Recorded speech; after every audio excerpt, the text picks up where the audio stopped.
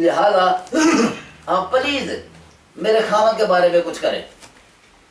لیکن تفسیروں کے اندر آتا ہے کہ وہ عورت حسینہ جمیلہ عورت تھی. انہوں نے جب اس کو دیکھا تو یہ اپنا ایمان کھو بیٹھے اور اس عورت کو یعنی قربت کا قرب کا انہوں نے کہا کہ ہمارا وصال ہو جائے آپس میں. لیکن اس عورت نے کہا کہ میں ہوں کافرہ اور تم ہو مسلمان یا نیک لوگ اللہ کے بندے, میرا تمہارے ساتھ جوڑ نہیں ہو سکتا. اس کے بعد دوسری بات یہ کہ میرا خامد ہے حیات. اگر میرے خامد کو کسی طرح کا بات پتہ چل جائے کہ میرا تمہارے ساتھ اس قسم کا تعلق ہے وہ تو مجھے ختم کر دے گا. لہذا اگر آپ میرا قرب چاہتے ہیں آئیں, آپ میرے گھر میں آئیں, میرے گھر میں آئیں, پھر اس کے بعد اس پر مشورہ ہوگا. وہ اس کے گھر میں چلے گئے. اس نے کہا کہ یہ بت ہے, اس کو سجدہ کرو, اس بت کو سجدہ کرو. اس نے کہا یہ تو نہیں ہو سکتا, ہم تو فرشتے ہیں, ہم تو اللہ تعالیٰ کے نیک بندے ہیں, ہم تو اللہ تعالیٰ ہم تو شرک نہیں کر سکتے. اس نے کہا یہ شراب ہے, اس کو پی لو. اس نے کہا ہم شراب بھی نہیں پی سکتے. اس نے کہا کہ یہ میرا خامد ہے وہ بہر گیا ہوا ہے, واپس آئے گا, اس کو قتل کر دو, راستہ صاف ہو جائے. ٹھیک ہے. اس نے کہا قتل بھی نہیں کر سکتے. پھر اس نے کہا کہ پھر کیا کس طرح ہو سکتا ہے. اس نے کہا اس میں اعظم سکھا دو, جو کلمہ پڑھ کے تم آسمان پر جاتے ہو مجھے سکھا دو. انہوں نے کہا کہ یہ کام آسان ہے, اس میں اعظم ہم سکھا سکتے ہیں, ہم شراب بھی نہیں پی سکتے, سجدہ بھی نہیں کر سکتے بت کو, اور خامد کو بھی نہیں کر سکتے, لیکن اس میں اعظم سکھا سکتے. جس وقت انہوں نے اس میں اعظم اس کو سکھایا تو اس میں اعظم سکھانے کے بعد ان کے اندر جو نور تھا, نور ایمان کا جو نور تھا وہ ختم ہو گیا. اس میں اعظم سکھانے کے بعد ایسے مدوش قسم کے ہوئے کہ شراب بھی انہوں نے پی لی, بت کو سجدہ بھی کر بیٹھے. تو جب اس میں اعظم سکھایا تو ان کا نور ایمان, سینہ نور ایمان سے خالی ہو چکا تھا. اس عورت نے اس میں اعظم پڑھا اور آسمانوں کی طرف عروج کر گئی. ذرا ستارے کے ساتھ اس کی روح جا کر متصل ہو گئی. اور جس وقت ان کو ہوش آئی, شراب پینے کے بعد ذرا مدوشی ختم ہوئی, دیکھا کہ مکان تو خالی پڑا ہے اور تو پاس موجود ہی کوئی نہیں ہے. وہ ادریس علیہ السلام کا زمانہ تھا. پھر ادریس علیہ السلام کے پاس گئے, جا کر کہا کہ حضور ہم سے یہ غلطی ہو گئی ہے تو اس کا کیا ہونا چاہیے. ادریس علیہ السلام نے اللہ تعالیٰ کی حضور عرض کی. رب تعالیٰ کی طرف سے جواب آئے, ان کو کہو نا, یہ کہتے تھے کہ نہیں یہ انسان جو ہیں یہ کیوں ایسی غلطیاں کرتے ہیں, اگر ہم انسان بن کر چلے گئے تو ہم ایسی غلطیاں نہیں کریں گے. اب بولو کیوں ایسی غلطی ہوگی, اب بولو کیوں, ان سے پوچھو کہ ایسی غلطی کیوں ہو گئی.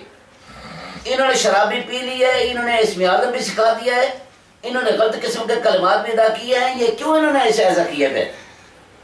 لیکن وہ لاجواب تھے. اللہ تعالیٰ کی طرف سے حکم آیا, ان سے پوچھو کہ دو جہان کی سزا ہے, چاہے اس جہان کی سزا قبول کر لیں چاہے آخرت کے جہان کی سزا قبول کر لیں, چاہے اس جہان کی سزا قبول کر لیں چاہے اخروی جہان کی سزا قبول کر لیں. انہوں نے عرض کی کہ ہم اخروی سزا اگر قبول کرتے ہیں تو وہ عبدالآباد تک ہے, وہ تو نہ ختم ہونے والی ہے, ہم دنیا کی سزا قبول کر لیتے ہیں. بابر شہر کے ایک کنویں میں ان کو الٹا لٹکا دیا گیا اور وہاں اب تک وہ وہاں پر لٹکے ہوئے ہیں. اللہ تعالیٰ ارشاد فرماتا ہے وَمَا يُعَلِّمَانِ مِنْ أَحَدٍ حَتَّى يَقُولَا إِنَّمَا نَحْنُ فِتْنَةٌ فَلَا تَكْفُرْ. وہ کسی ایک کو جادو نہ سکھاتے تھے یہاں تک کہ وہ کہتے کہ ہم خود آزمائش میں پڑے, تم نہ ایسا کرو, تم کفر نہ کرو. یعنی کیا مطلب, کنویں میں الٹا لٹکانے کے بعد جو بندے ان کے پاس جا کر کہتے ہیں کہ ہمیں جادو سکھاؤ تو وہ کہتے ہیں کہ ہم تو خود آزمائش میں پڑے ہیں, دیکھو ہم الٹے لٹکائے ہوئے ہیں, ہمیں اسلام مل رہی, پنشمنٹ مل رہی ہے, لہٰذا فلا تکفر, تم تو کفر نہ کرو. حضور نبی کریم صلی اللہ علیہ وسلم دنیا سے تشریف لے گئے. حضرت عائشہ صدیقہ رضی اللہ تعالیٰ عنہ فرماتی ہیں کہ ایک عورت میرے پاس آئی اور اس نے کہا کہ میں محمد مصطفیٰ صلی اللہ علیہ وسلم کو ملنا چاہتی ہوں. میں نے کہا وہ تو دنیا سے تشریف لے گئے، ہماری نگاہوں سے اوجھل ہو گئے، اللہ تعالیٰ کے پاس تشریف لے گئے، ان کا تو انتقال پر ملال ہو گیا، لہذا ان کے ساتھ تو ملاقات نہیں کر سکتی۔ میں نے پوچھا اس عورت سے کہ تیرا کیا کام ہے ان سے، نبی پاک صلی اللہ علیہ وسلم سے؟ اس نے کہا کہ کام یہ ہے کہ میں ہاروت ماروت کے کنویں پر گئی اور ان کو جا کر کہا کہ پلیز میری مدد کرو، مجھے جادو سکھاؤ۔ انہوں نے کہا کہ تو جادو نہ سیکھ، جادو نہ کر، ہمیں سزا مل رہی ہے، تو کیوں ایسا کام کرتی؟ نہیں میں نے ضد کی۔ انہوں نے کہا اچھا فلانا جو آباد کنواں ہے اس کنویں پر چلی جا، وہاں پر جا کر پیشاب کر، پھر واپس آ۔ وہ کہیں جا کر پیشاب کیا، کھڑے کھڑے پیشاب کیا، نور کی ایک لاٹ اس کے سینے سے نکلی اور آسمان کی طرف عروج کر گئی۔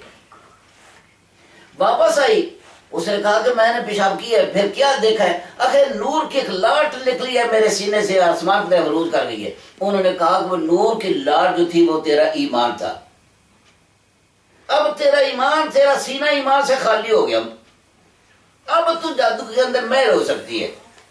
انہوں نے مجھے جادو سکھایا۔ اس نے کہا کہ میں اتنی جادو کے اندر مہر ہوں کہ میں دانہ زمین میں بوتی ہوں، دیکھتے دیکھتے وہ دانہ اگتا ہے، دیکھتے دیکھتے وہ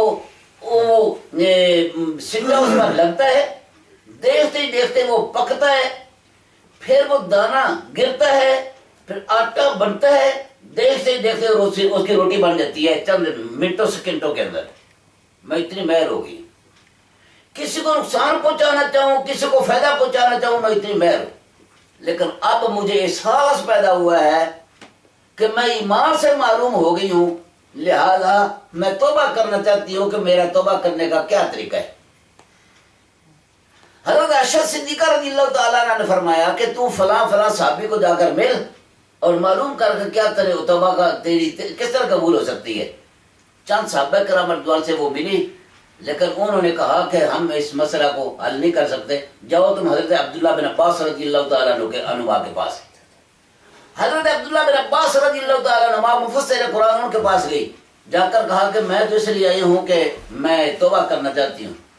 انہوں نے کہا کہ تیرا توبہ کرنے کا صحیح طریقے سے توبہ کرنا چاہتی ہے؟ آخر ہاں۔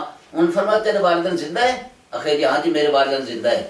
انہوں نے کہا جا والدین کی جا کر خدمت کر اور توبہ کر، اللہ تعالیٰ تیرے والدین کی خدمت کے صدقہ سے تیری توبہ کو قبول و منظور فرما لے گا۔ تو لہذا اللہ تعالیٰ یہ فرماتا ہے کہ سیکھتے تھے ان دونوں سے کیا چیز، ما یفرقون بین المرء وزوجہ، وہ جس سے میاں بیوی کے درمیان اختلاف اور جھگڑا پیدا کر دے۔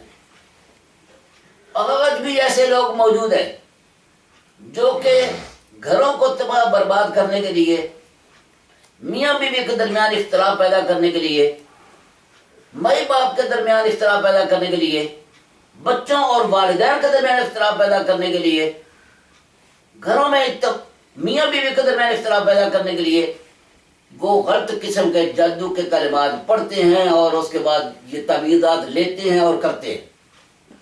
لیکن جادو کرنا کفر ہے۔ جادو یہ اس کی چند قسمیں ہیں۔ ایک جادو وہ ہے کہ جادو کے وہ کلمات جب پڑھتے ہیں لوگ تو ہر مفسرین کرام فرماتے ہیں ہر چیز، ایک تو یہ نا کہ یہ چلتے پھرتے جو چیزیں نظر آتی ہیں ہم کہتے ہیں ان کے اندر روح ہے۔ مفسرین کرام فرماتے ہیں کہ جو چیزیں بے جان نظر آتی ہیں، پتھر ہے، درخت ہے، پتھر ہے، بے جان چیزیں نظر آتی ہیں ان کے اندر بھی روح ہے۔ یعنی جو چیزیں ہمیں بے جان نظر آتی ہیں نا، حرکت نہیں کرتی، چلتے پھرتے نہیں، ان کے اندر بھی روح ہے۔ لہذا اس قسم کی ہر قسم کی روحوں کو ان جادو کے کلمات کے ذریعے سے ان پر قبضہ کیا جاتا ہے اور پھر ان روحوں سے وہ کام لیتے ہیں۔ ایک جادو یہ ہے، اس کے کلمات سراسر کفریہ کلمات ہیں۔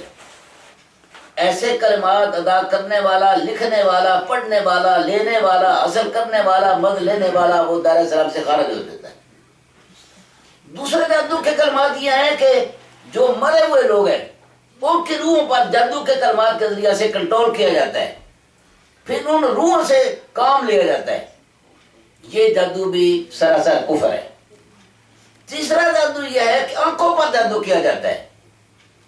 موسیٰ علیہ السلام کے زمانے کے اندر جو جادو کیا جاتا تھا وہ آنکھوں پر جادو کیا جاتا تھا، چیز وہی رہتی تھی لیکن دیکھنے والوں کو بدلی ہوئی چیز محسوس ہوتی تھی۔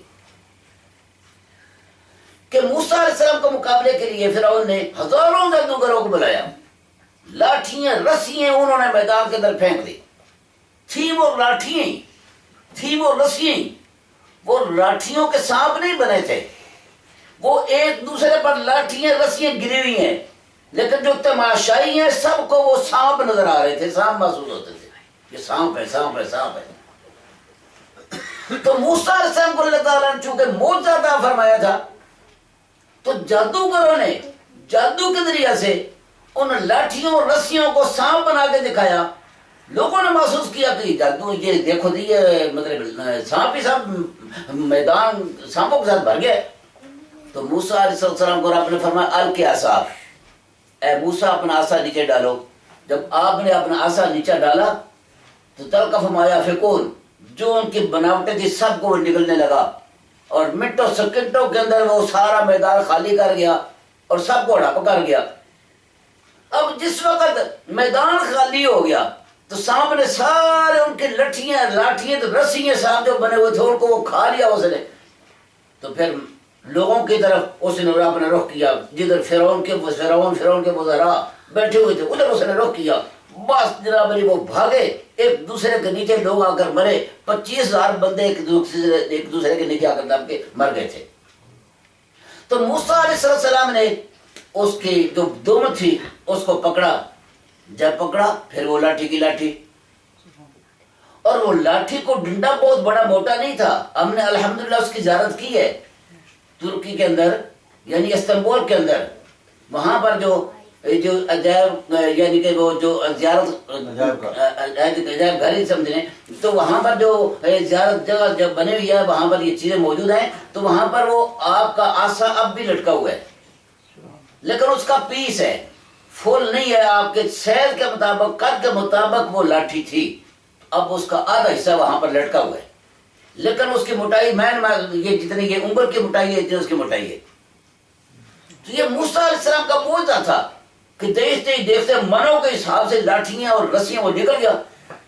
جب آپ نے ہاتھ لگایا تو پھر وہ لاٹھی کی لاٹھی سیم، اس کے اندر کوئی فرق نہیں آیا، 1 انچ کے اندر اس کی لمبائی نہیں ہوئی اور ایک ذرا بھر اس کی موٹائی کو نہیں ہوئی۔